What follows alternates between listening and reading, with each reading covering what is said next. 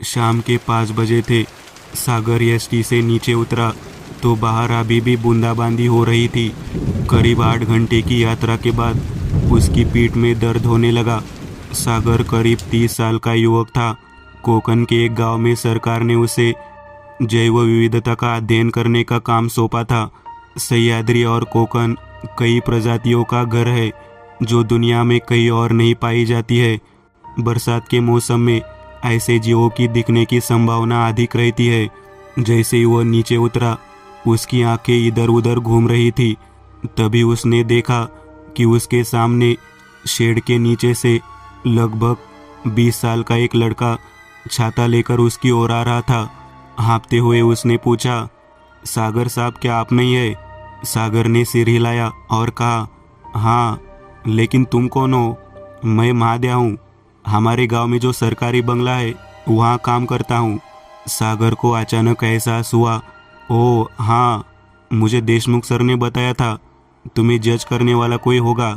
महादेव ने कहा, हाँ साहब, आप चलते हैं, हमें बहुत आगे जाना है। सागर ने चिढ़कर कहा, हाँ, अभी और आगे जाना है? महादेव ने कहा, तो साहब, हमें यहाँ से रिक्शा से जाना होगा, फिर पुल पार करना होगा, उसके बाद थोड़ा पैदल चलना होगा। सागर कुछ नहीं बोला। उसने हाथ से जाने का इशारा किया। रिक्शा पूरी बारिश में चल रहा था। 6 बजे बारिश होने के कारण अंधेरा हो गया था। सड़क सिर्फ नाम की है। एक छोटा सा पुल पार करने के बाद रिक्शा काफ़ी देर तक चलता रहा। एक जगह आकर महादेव ने रिक्शा वाले को रुकने का इशारा किया। सागर और महादेव उतरे। आसपास झाड़ियों के अलावा कुछ नज़र नहीं आ रहा था। सागर थोड़ा असमंजस में बोला, अरे महादेव, यहाँ क्या है? महादेव ने टॉर्च जलाई और कहा, आइए साहब, पीछे पीछे आइए। क्योंकि यह रोज़ाना पैदल चलना था, महादेव बैग लेकर भी बहुत अच्छे से चल रहा था। लेकिन सागर को चलते समय बहुत सी परेशानियों का सामना करना पड़ा। बारिश से भरी कच्ची सड़क, एक हाथ में बैग और एक हाथ में छाता लेकर वह चल रहा था। महादेव के पीछे करीब 10 मिनट तक झाड़ियों में रास्ता तय करने के बाद वे एक घर के सामने रुके। यह मुख्य गांव से दूर कोंकणी निर्माण का एक पुराना घर था। बाहर एक बरामदा था, फिर मुख्य लिविंग रूम के अंदर, उसके बगल में 2 कमरे और उसके बगल में रसोई। रसोई के बगल में एक छोटा सा बाथरूम। पूरे घर पर एक ढलानदार छत के साथ उतरता है और इसका एक माला बना हुआ है।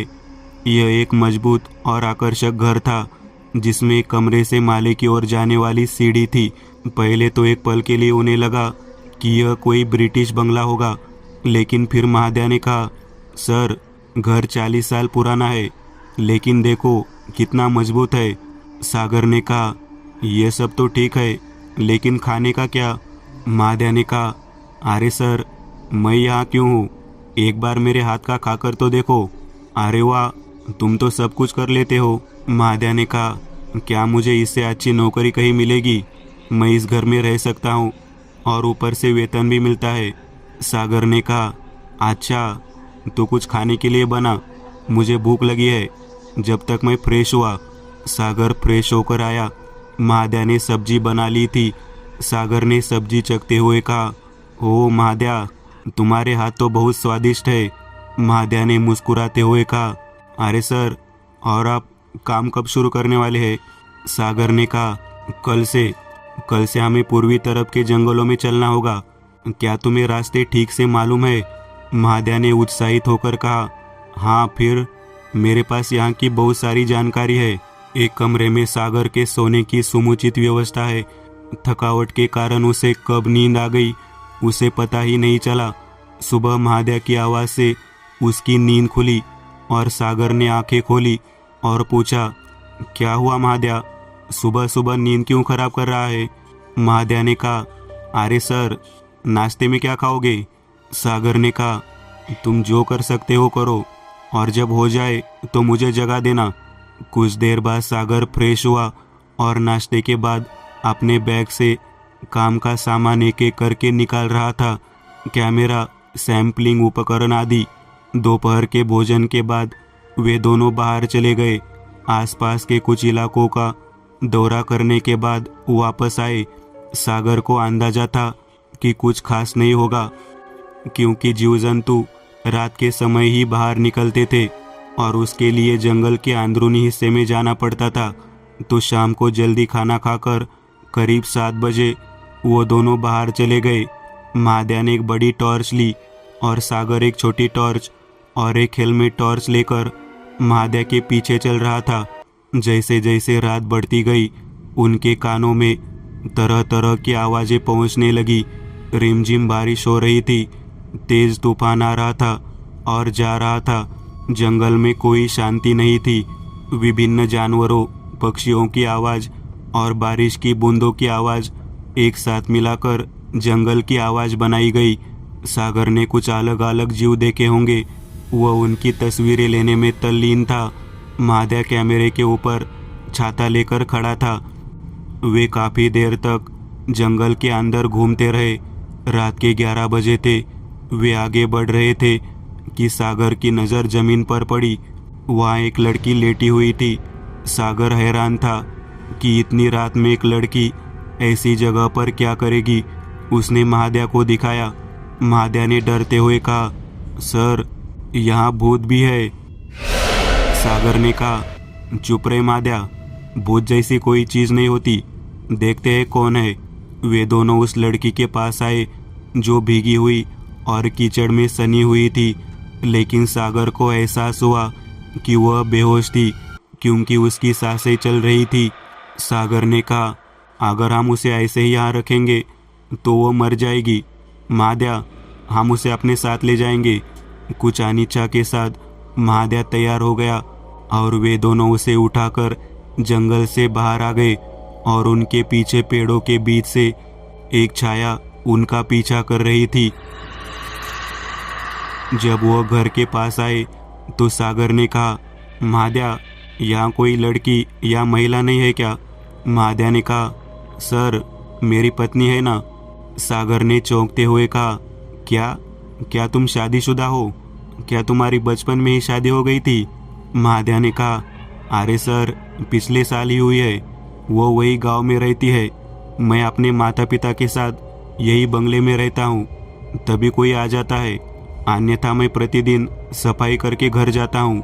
सागर ने कहा, ठीक है, आप जल्दी से घर जा और अपनी पत्नी को कुछ दिनों के लिए यही ले आ।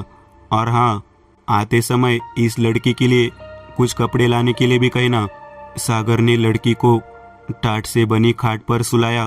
पास ही एक अग्निकुंड में जाल में आग लगा दी गई। करीब 1 घंटे बाद महाद्या अपनी पत्नी के साथ आया। वह लगभग 18 साल की लड़की थी, सावित्री। महाद्या ने कहा, सावे, हमारे सर, और मैंने तुमसे कहा था यह लड़की है। सागर ने कहा, सावित्री, तुम इस लड़की के कपड़े बदलो, इसे सूखे कपड़े पहना दो, हम तब तक बाहर जाकर आते हैं। जब वह बाहर आए तो सागर ने कहा, क्या पास में कोई डॉक्टर है? यहाँ नहीं, यहाँ से 12 किमी दूर तालुका गांव में एक डॉक्टर है। सागर ने कहा, रात में वहाँ पहुँचना मुश्किल है। हम आज रात इंतज़ार करने के अलावा कुछ नहीं कर सकते। वे दोनों बात कर ही रहे थे कि अंदर से सावित्री की चीख सुनाई दी। वे दोनों अंदर चले गए। सावित्री लिविंग रूम की ओर भाग रही थी। महाद्या ने कहा, क्या सावे, क्या हुआ? सावित्री ने कहा, मैं उस दीदी के कपड़े बदलकर बिस्तर के किनारे रखने गई। वहाँ एक महिला बैठी थी। सागर ने कहा, सावित्री, तुम क्या कह रही हो? तुम्हें वहम हुआ होगा। यहाँ कौन आने वाला है? महाद्या ने कहा, अच्छा चलो अंदर चलकर देखते हैं। महाद्या और सागर अंदर आए। अंदर कोई नहीं था। सागर बोला, देख सावित्री, अंदर कोई नहीं है। सावित्री ने डरते हुए कहा, हाँ साहब, लेकिन मैंने लड़की के गीले कपड़े किनारे जमा कर लिए हैं और आप देखिए। सागर ने ध्यान से देखा। पूरे कमरे में लड़की के गीले कपड़े फैले हुए थे। सागर ने सोचा कि यह सब सावित्री ने ही किया होगा, जबकि वह जल्दी में थी, इसलिए उन्होंने इसे नज़रअंदाज कर दिया। उन्होंने कहा, सावित्री, दौड़ते समय तुम्हारा पैर लग गया होगा, जाने दो। सावित्री ने कहा, हाँ सर, और उस महिला के कपड़ों पर एक पायल चिपका हुआ है। मैंने उसे वहाँ उनके सिर के पास रख दिया है। सागर ने सावित्री की प्रशंसा की। भले ही वह छोटी थी, फिर भी वह समझदार थी। रात के 2 बज चुके थे। सावित्री और महाद्या को एक कमरे में सोने के लिए कहकर सागर लिविंग रूम में सोफे पर सो गया। उस घर में बिजली थी, इसलिए रात को लाइटें जलती रहती थी। सागर को सोए हुए कुछ समय हो गया था। इसी बीच किसी के गाने की आवाज़ सुनकर उसकी नींद खुल गई। वो आवाज़ उसी लड़की के कमरे से आ रही थी। सागर अब डर गया था, क्योंकि घर में उन तीनों के अलावा कोई नहीं था। इसके अलावा लड़की बेहोश थी। वह उठा और दरवाजे के पास पहुंचा, जिसे केवल धक्का देकर खोला गया था। उसने अपना कान दरवाजे पर लगाया और सुनने की कोशिश की। यह गाना नहीं, एक लोरी थी। उसने दरवाजे को धक्का दिया और तेजी से अंदर घुस गया, लेकिन अंदर कोई नहीं था। और तो और आवाज़ भी बंद हो गई। वह हैरान था, क्योंकि उसने वो आवाज़ साफ सुनी थी। उसका ध्यान बिस्तर के पास लेटे हुए पायल पर गया। उसे याद आया, पायल तो सावित्री ने ऊपर रखी थी। बिना ज़्यादा सोचे वह बिस्तर के पास गया और पायल उठाने के लिए नीचे झुका। जैसे वह पायल को छूने ही वाला था, बिस्तर के नीचे से एक महिला का हाथ निकला और उसने उस हाथ से सागर की कलाई पकड़ ली। सागर ने कांपकर अपना हाथ पीछे खींच लिया। यह सब इतने कम समय में हुआ कि उसे कुछ समझ ही नहीं आया। वह बाहर आया। उसे पता नहीं था कि वास्तव में उसके साथ क्या हो रहा है। वह फिर से सोफे पर सो गया। उसकी आंख लग गई। इतने में उस कमरे का दरवाज़ा खुला। कोई औरत बाहर निकली। वह सागर के बिस्तर के पास आकर खड़ी हो गई, लेकिन सागर अचानक जाग गया। उसे लगा कि कोई उसके पास खड़ा है, लेकिन उसकी आंखें खोलने की हिम्मत नहीं हुई। लेकिन उसने धीरे से अपनी आंखें खोली। वही औरत उसके बगल में खड़ी थी कि नज़र उसके चेहरे पर गई। पानी से भीगा हुआ एकदम सफ़ेद चेहरा था। उसकी आंखें गहरी है। वह बहुत डरा हुआ था। चीखना चाहता था, लेकिन कोई आवाज़ नहीं आई। उसका चेहरा पसीने से भीगा हुआ था। उसने एक सपना देखा था। सागर उठ बैठा। उसे फिर वही आवाज़ सुनाई दी। इसी बीच उसका ध्यान उस कमरे पर गया जहां वो औरत सो रही थी। उस दरवाजे से एक महिला की आकृति निकली और तेजी से उस कमरे में प्रवेश कर गई जहां महाद्या सो रहा था। सागर हैरान रह गया। एक पल के लिए उसे अपनी आंखों पर विश्वास नहीं हुआ। वह तभी महाद्या के कमरे में गया और दरवाज़ा खटखटाया। आधी नींद में महाद्या ने दरवाज़ा खोला। अचानक सागर को देखकर बोला, क्या हुआ सर? सागर ने कहा, अरे तुम्हारे कमरे में कुछ आ गया है। महाद्या ने कहा, आप क्या बात कर रहे हैं सर? अभी मैंने आपके सामने दरवाज़ा खोला है ना। इसी बीच सागर की नज़र महाद्या के पीछे वाले बिस्तर पर गई, जहां एक महिला सावित्री के बगल में बैठी थी। अंधेरा होने के कारण सागर को ठीक से दिखाई नहीं दे रहा था, लेकिन वह थोड़ा चिल्लाया और बोला, महाद्या वो देख वहाँ। महाद्या ने पीछे मुड़कर देखा, लेकिन जैसे ही वह गायब हुई, महाद्या को वहाँ केवल सावित्री दिखाई दी। महाद्या ने कहा, सर मुझे लगता है कि आप आधी नींद में है। आपको आराम करना चाहिए। अगर आपको किसी चीज़ की ज़रूरत हो तो मुझे बुला लेना। सागर अभी भी असमंजस की स्थिति में था। वह ऐसी बातों पर विश्वास नहीं करता था, लेकिन दूसरा मन उसे सचेत कर रहा था कि कुछ और भी चल रहा है। वह फिर बाहर आया और सो गया। उसे नींद नहीं आ रही थी। सुबह के 3 बज रहे थे। यहाँ तक कि सबसे छोटी आवाज़ ने भी उसका ध्यान खींच लिया। इसी बीच उसे कमरे से कदमों की आहट सुनाई दी। उसकी जिज्ञासा उसे शांत बैठने से रोकती थी और उसका डर उसे उस कमरे में जाने से रोकता था। हालांकि सागर उस कमरे की ओर चला गया। उसने झट से कमरे का दरवाज़ा धक्का देकर खोला और बिस्तर की ओर देखा तो चौंक गया। लड़की बिस्तर पर बैठी थी। अंदर केवल एक छोटे बल्ब की रोशनी थी। वह लड़की के पास पहुंचा। वह ध्यान नहीं दे रही थी। उसने कहा, आ गया होश? आप तुम्हें कैसा महसूस हो रहा है? लेकिन वह कुछ नहीं बोली। उसका ध्यान उसके हाथों पर गया। उसके हाथों में वही पायल थी और वह उस पायल को देख रही थी। यह देखकर वह ध्यान नहीं दे रही है। वह बाहर आया, महाद्या और सावित्री को जगाया। बाहर आकर उसने कहा, सावित्री, वह लड़की होश में आ गई है, चलो देखो क्या उसे कुछ चाहिए वगैरह वगैरह। वे तीनों कमरे में दाखिल हुए, लेकिन लड़की अब बेहोश थी और बिस्तर पर पड़ी थी। वह पायल उसके हाथ में ही था। महाद्या ने कहा, सर, वह अभी भी बेहोश है, क्या आपने ठीक से देखा है? सागर ने कहा, हाँ महाद्या, वो देख, उसके हाथ में अभी भी वह पायल है। सावित्री ने कहा, मुझे तो कुछ और ही लग रहा है सर। सागर ने कहा, आप दोबारा वही भूत ऊत शुरू मत कर। उसके हाथ से पायल ले, नहीं तो उसे लग जाएगी। सावित्री वह पायल लेने गई। वह लड़की उठकर बैठ गई। उसने सावित्री को धक्का दिया। सावित्री जमीन पर गिर गई। लड़की का पूरा चेहरा बालों से भरा हुआ था। वह लोरी गाने लगी। अब यह सबके लिए झटका था। सावित्री उठकर फिर उसके पास आई और बोली, क्या हुआ बहन, कुछ हो रहा है क्या? इस बीच लड़की ने अपना सिर उठाया। उसका चेहरा पूरी तरह से सफ़ेद था। उसकी आंखें पूरी तरह से काली थी। उसने गुस्से से सावित्री की ओर देखा। सावित्री डर के मारे चिल्लाई और कमरे से बाहर भाग गई। सागर और महाद्या को समझ नहीं आया, क्योंकि वे लड़की के पीछे थे। वे भी सावित्री के पीछे पीछे बाहर आ गए। सावित्री वही बैठी कांप रही थी। उन दोनों को देखकर उसने कहा, वो भूत। सागर ने कहा, तुम क्या बात कर रही हो? वह लड़की होश में आ गई है और तुम उसे भूत कह रही हो। सावित्री ने कहा, उसमें कुछ तो है, मैंने देखा है। इसी बीच उसके कमरे का दरवाज़ा अपने आप बंद हो गया और अंदर से फिर लोरी गाने की आवाज़ आने लगी।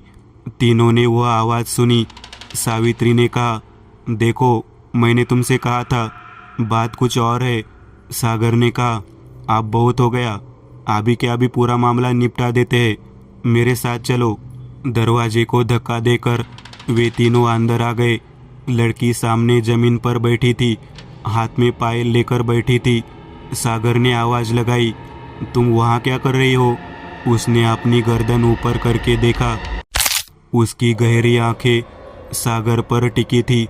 धीरे धीरे वे आंखें लाल हो गई। वह गुस्से से चिल्लाई, तुम यहाँ क्यों आए हो? और उसने दाहिनी ओर माले के सीढ़ी की ओर देखा। अचानक सीढ़ी उड़कर उन तीनों की ओर आ गई। महाद्या और सावित्री पीछे थे, इसलिए वे तेजी से पीछे हट गए। लेकिन सागर सीढ़ी से टकरा गया। उसके कंधे पर चोट लगी थी। वह वैसे ही पीछे हट गया। जब वह बाहर आया तो उसने दरवाज़ा बंद कर लिया। सागर ने कहा, महाद्या, ये तो वाकई कुछ अलग है, मैंने आज तक ऐसा कभी नहीं देखा। महाद्या ने कहा, साहब, ये भूत है, हमें मांत्रिक को बुलाना होगा। सागर ने कहा, ठीक है, तो तुम उसे कल ले आना। अब हम उस कमरे में नहीं जाएंगे, चाहे कुछ भी हो जाए। रात भर उस कमरे से अजीब अजीब आवाज़ें आती रही, कभी रोने की, कभी हंसने की, तो कभी चिल्लाने की। सागर ने अगली सुबह घर फ़ोन किया और अपनी माँ को बताया कि क्या हुआ था। उसकी माँ भी हैरान थी। उसने कहा, अरे, यह कुछ अलग है, निश्चित रूप से कोई साधारण राक्षसी कब्जा नहीं है। सागर ने कहा, अरे माँ, लेकिन तुम्हें यह कैसे पता? इस पर उसकी माँ ने कहा, अरे, मैं एक बार भूत और विज्ञान नामक एक सेमिनार में गई थी और भूतों के बारे में कुछ बुनियादी जानकारी सीखी। मुझे लगता है कि मैं उस एकदंत को अब इसके बारे में बताऊंगी जिसने वो सेमिनार दिया था। एक काम करो, मुझे व्हाट्सएप पर अपनी लोकेशन भेजो। इसके बाद सागर वापस घर आया। सुबह 11 बजे महाद्या मांत्रिक को गांव से लेकर आया। इसके बाद मांत्रिक, सागर और महाद्या उस कमरे में चले गए। वहाँ बच्ची ज़मीन पर पड़ी थी और उन्होंने उसे उठाकर बिस्तर पर लिटा दिया।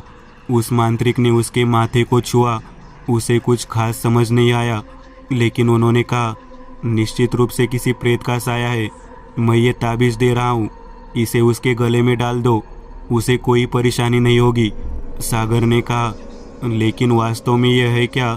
मांत्रिक ने कहा, मुझे भी ठीक से समझ नहीं आ रहा है, क्योंकि उस आत्मा ने उसे कोई नुकसान नहीं पहुंचाया है। आइए देखें कि उसे कोई परेशानी तो नहीं है। मांत्रिक के जाने के बाद महाद्या ने दोपहर का खाना बनाया। सबने खाना खाया। दोपहर के बाद कुछ नहीं हुआ। लड़की अभी भी सो रही थी, लेकिन जैसे ही रात हुई, कमरे से फिर से आवाज़ें आने लगी। सागर ने कहा, महाद्या, यह फिर से शुरू हो गया, आप क्या करें? अभी मांत्रिक भी नहीं है, हमें ही कुछ करना होगा। महाद्या ने कहा, हम क्या कर सकते हैं? सागर ने कहा, चलो उसे बांध देते हैं ताकि वो खुद को नुकसान न पहुंचाए।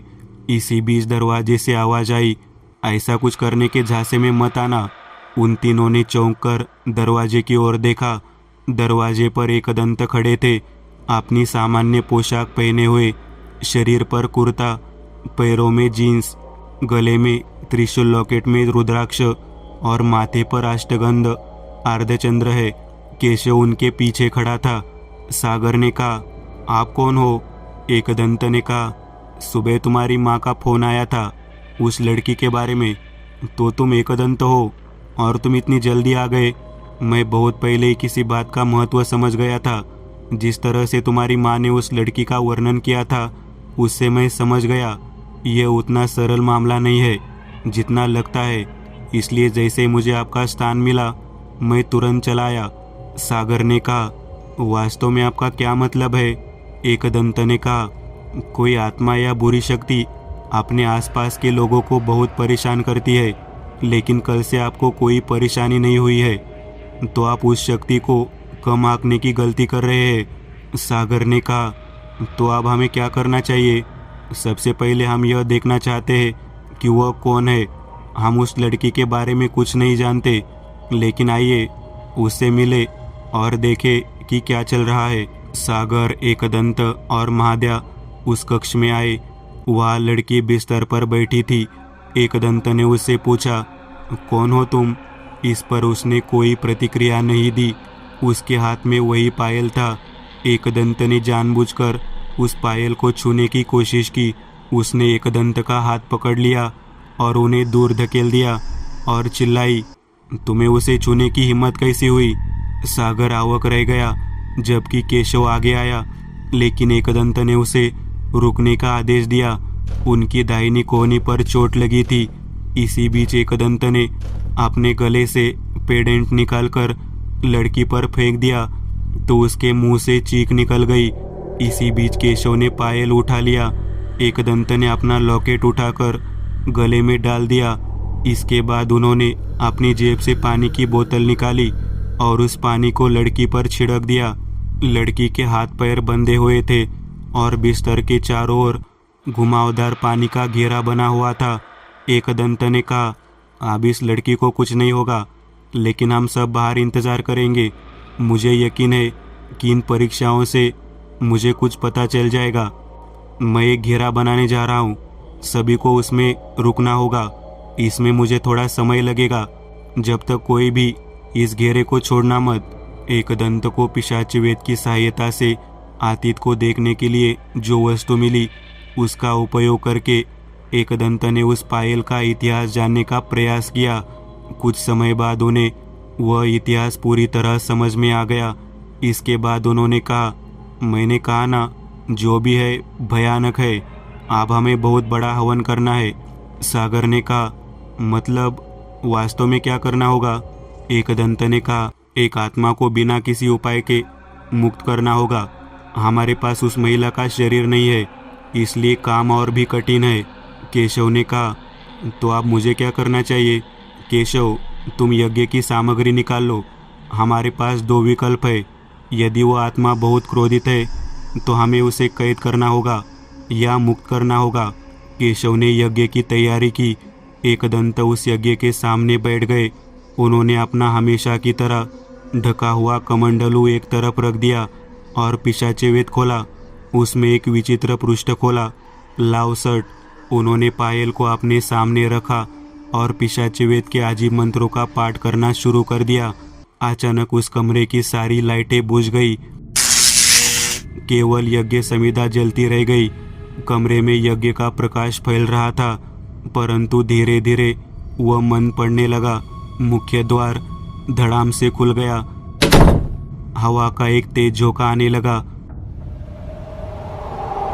घर के दरवाजे और खिड़कियां बजने लगी और अचानक वह यज्ञ के ठीक सामने खड़ी होकर सबके सामने आ गई। उसका वो रौद्र रूप सबने देखा। काली साड़ी, बिखरे बाल, सफ़ेद चेहरा, काली आंखें, मुरझाया हुआ शरीर। उन्होंने एक हाथ आगे बढ़ाया। जैसे ही यज्ञ समाप्त हुआ, एकदंत ने पास के थैले से भंडारा निकाला और उसके हाथ पर फेंक दिया। वह थोड़ा पीछे हटी, लेकिन उसे कोई फर्क नहीं पड़ा। केशव ने यज्ञ में और समिधा और घी डालना जारी रखा। यज्ञ फिर से शुरू हो गया। वह थोड़ा पीछे हटी, लेकिन उसे कोई फर्क नहीं पड़ा। एकदंत ने वह पायल उस यज्ञ में डाल दिया तो औरत गुस्सा हो गई। पायल जलने लगा, लेकिन स्त्री जोर जोर से चिल्ला रही थी। घर की दीवारों पर लगे फ्रेम्स गिरने लगे। उसकी चीखों से पूरा घर गूंज उठा। एकदंत वहीं खड़े रह गए। उन्होंने कहा, मैं तेरा दर्द समझ सकता हूँ, लेकिन मैं चाहता हूँ कि तुम अब आज़ाद हो जाओ। इस पर महिला को और भी गुस्सा आ गया। उसने अपना हाथ सामने वाली दीवार की ओर बढ़ाया और दीवार पर लगा एक फ्रेम एकदंत की पीठ पर जा गिरा। यह सब ऐसे क्षण में हुआ कि उन्हें कुछ करने का समय ही नहीं मिला। बाहर से पेड़ों की पत्तियां आने लगी। जैसे ही यज्ञ समाप्त हो रहा था, एकदंत ने अंतिम मंत्र का जाप किया और करे जल की एक बोतल उसके शरीर पर फेंकी। उसे ऐंठन होने लगी। पिशाच वेद के मंत्रों ने उसे कमज़ोर कर दिया। उन्होंने कमंडलू खोला और कुछ मंत्र पढ़कर उसके शरीर पर करे का जल छिड़का और कुछ ही क्षणों में वह कमंडलू में समा गई। उन्होंने कमंडलू बंद कर दिया। अचानक सारा माहौल शांत हो गया। एकदंत उठ खड़े हुए और बोले, अब खतरा टल गया है। दरअसल मुझे वह करना पड़ा जो मैं नहीं करना चाहता, लेकिन वैसे भी कोई उपाय नहीं था। केशव, तुम ये सब कंट्रोल करो, और महाद्या, पहले तू ये घर साफ कर। अब यह घर कम और भूतमहल ज़्यादा लगता है। सागर, तुम उस लड़की के हाथ पैर मुक्त कर दो। रात बीत चुकी थी। रात को सभी को थोड़ी नींद आई। महाद्या और सावित्री ने यथाशक्ति घर की सफाई की। सुबह जब सब लोग बाहर थे तो वह लड़की उठकर उस कमरे से बाहर आई। उसे देखकर सबकी तबीयत खराब हो गई, लेकिन एकदंत चुप थे। लड़की बहुत उलझन में थी। सवाल तो होंगे। उसने बस अपना सिर हिलाया और सामने आकर बैठ गई। एकदंत ने कहा, सावी, तुम सबके लिए चाय क्यों नहीं लाती? सावित्री चाय बनाने चली गई। एकदंत ने कहा, अरे बालिका, पहले यह बताओ कि तुम कौन हो और तुम इस वन में कैसे आई? लड़की ने कहा, मैं तृप्ति हूँ। मैं यहाँ से आगे एक गांव में रहती हूँ। उस दिन मैं मुंबई से लौट रही थी। एसटी से उतरकर मैं रिक्शा से आ रही थी। रिक्शा में मैं और एक और महिला थी। रात का समय था। हम लोग नदी पर बने पुल पर चल रहे थे। उसी समय रिक्शा का एक्सीडेंट हो गया और रिक्शा नदी में गिर गया। मैं दुर्घटनाग्रस्त होकर बाहर आई। रिक्शा से इतनी दूर मैं पानी में गिर गई। मेरे सिर पर हल्की सी चोट लगी, लेकिन मुझे एक लकड़ी का सहारा मिला। उसके आधार पर मैं पानी में तैरने लगी। फिर मैं किनारे पर गई। वहाँ मैं कीचड़ में फंस गई थी, लेकिन किसी तरह मैं कीचड़ से बाहर आई। तभी किसी ने मेरा पैर खींच लिया। मैंने पीछे मुड़कर देखा तो हाथ कीचड़ से बाहर आ रहे थे। मैं बहुत डर गई और भाग गई। मेरे पीछे एक औरत थी, लेकिन अचानक मेरा पैर एक पत्थर पर फिसल गया और मैं गिर गई। बाद में मुझे कुछ भी याद नहीं रहा। इतने में सावित्री चाय लेकर आ गई और सबने चाय ले ली। सागर ने कहा, लेकिन फिर उस आत्मा का इससे क्या संबंध है? एकदंत ने कहा। तृप्ति बहती हुई आई और जहाँ वह नदी के किनारे कीचड़ में फंस गई, उसके कपड़ों में एक पायल अटक गया और उस पायल के कारण आत्मा तृप्ति के पीछे चली गई। लेकिन जहाँ वह पत्थर से टकराई, वह एक देवी का स्थान था, जिससे वह आत्मा उस स्थान के नज़दीक नहीं जा सकी, इसलिए तृप्ति बच गई। और उसके बाद आप उसे यहाँ ले आए और निम्नलिखित हुआ। महादया ने कहा, लेकिन वह कौन थी, क्योंकि मैंने गांव में उसके बारे में कभी नहीं सुना। एकदंत ने कहा, वह लावसट थी, जिसका अर्थ है एक ऐसी महिला बच्चे को जन्म देने के कुछ ही दिनों के भीतर मर गई। बात करीब 2 साल पहले की है।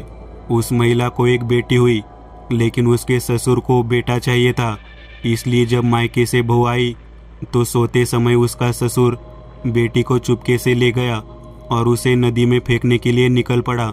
लेकिन माँ समझ गई, वह उसके पीछे भागी, लेकिन इससे पहले कि वह वहाँ पहुँचती, उसने लड़की को नदी में फेंक दिया।